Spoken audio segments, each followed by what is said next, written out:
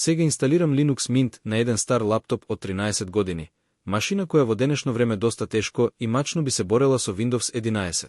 Поради тоа, решив да му дадам сосема нов живот и шанса со Linux Mint, бидејќи веќе го имам користено овој оперативен систем пред некое време, поточно кон крајот на 2025 година во период од околу 1 до 2 месеци, имам собрано доста практични заклучоци, трикови и искуства. Во продолжение сакам детално да ви го пренесам со она што треба да го знаете, доколку се решите за ваков чекор на постар или дури и на понов компјутер. Првата работа која е исклучително важна, а на која можете да најдете при секојдневното користење, е проблем со аудио и видео синхронизацијата. Понекогаш се случува сликата и звукот да не се сопаѓаат кога гледате видеа или уредувате содржини. Доколку се соочите со ваков проблем, решението е едноставио. Потребно е да влезете во системските поставки за звук и да ја промените вредноста за латенција на 0. Штом ќе ја поставите латенцијата на 0, тој проблем со доцнење или забрзување на звукот ќе биде целосно решен. Интересно е што на овој конкретен лаптоп од 13 години немаше никаква потреба од менување на латенцијата, си работеше фабрички синхронизирано. Меѓутоа, на лаптопот на кој што го користев Linux Mint претходно, оваа корекција беше неопходна за да функционира безпрекорно. Втората работа е поврзана со прикажувањето на миниатурните сликички, односно познатите thumbnails во файл менаџерот. Стандардниот файл менаџер кој доаѓа со системот понекогаш знае да направи проблем и да не ги прикажува прегледите на сликите и видеата. За да го решите овој проблем, најдобро е да го промените файл менаџерот и да инсталирате нов, а најдобрата алтернатива за ова е програмата Dolphin. Тука има една многу важна нијанса. Во софтверскиот центар постојат две различни верзии на Dolphin. Едната верзија има препознатлива сина икона, додека другата верзија е со различна икона. Важно е да знаете дека верзијата со сина икона има еден мал недостаток. Иако корпата за отпадоци, односно треш папката е полна, таа знае да ја прикаже како целосно празна. Затоа е подобро да ја инсталирате онаа верзија на Dolphin што не е со сина икона. Дополнително, треба да имате предвид дека во двете верзии на Dolphin постои една специфичност. Кога симнувате некој файл преку веб прелистувачот и ќе кликнете на опцијата да ви ја отвори папката каде што е зачуван фајлот, наместо да ја отвори папката, Dolphin директно ќе го отвори самиот файл. Ова се мали детали, но добро е да ги знаете однапред за да не се збуните.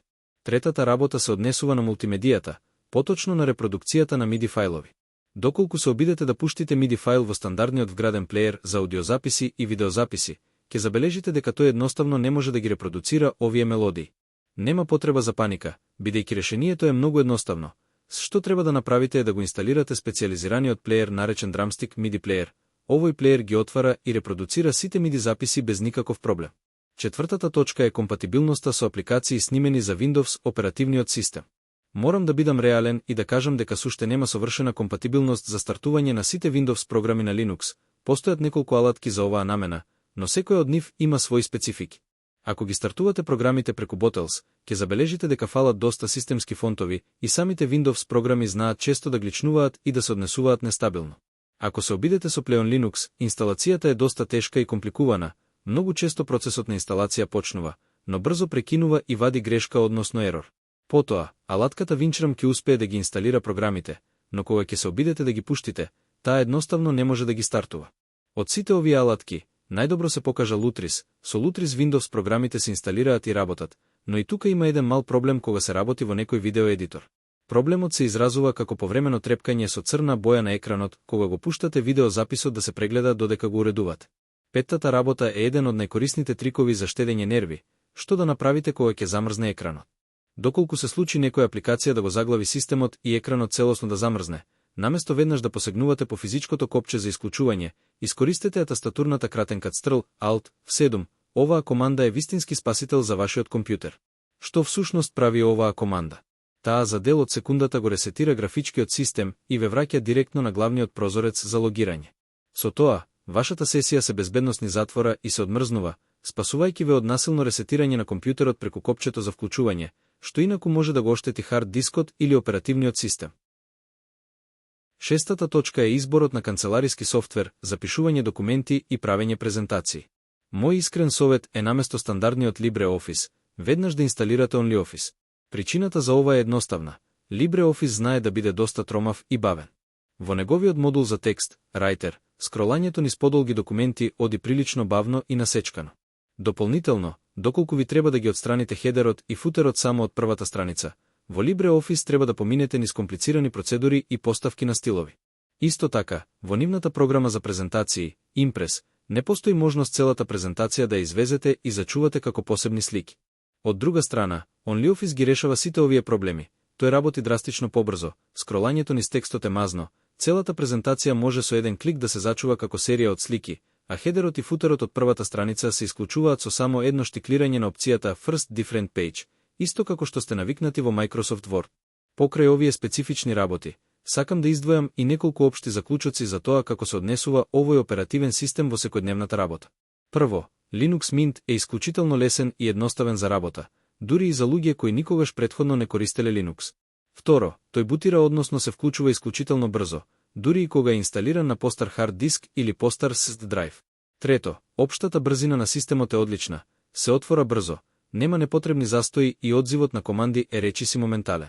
Четврто, во сите тестови се покажа дека е забележливо побрз од Windows 10 и Windows 11 на истата хардверска конфигурација.